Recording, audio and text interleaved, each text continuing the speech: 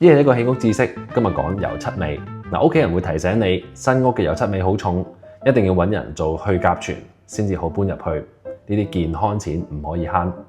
今日我會用1分鐘話俾你知乜嘢係甲醛，澳洲嘅油漆又有咩標準，唔使俾人收智商稅。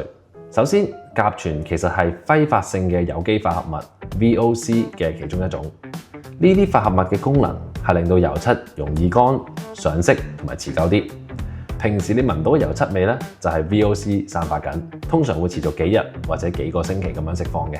咁澳洲咧，其實油漆係有極高嘅環保標準嘅。點解我會話係極高呢？簡單嘅比較係香港普遍嘅油漆咧係用緊 VOC 低於50個 gram per litre，而澳洲所有室內嘅油漆，即係例如呢一款最常用嘅 Julas Wash and Wear，VOC 嘅含量咧係低於5 gram per litre。係遠低於國際安全標準嘅10倍，所以基本上油完油幾日陣味已經散晒，入伙前你已經聞唔到味㗎啦。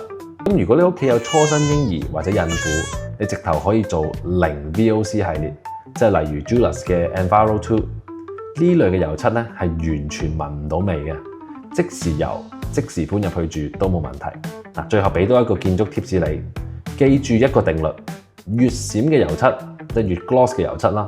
通常佢嘅 VOC 咧就會越高嘅，咁因為會令到油漆閃咧，化學成分係會多啲嘅，所以我通常會建議用 low sheen 或者 matte 嚟做牆身，一嚟又環保啲，二嚟遮醜嘅能力咧亦會強啲嘅，因為牆身唔平咧都冇咁明顯。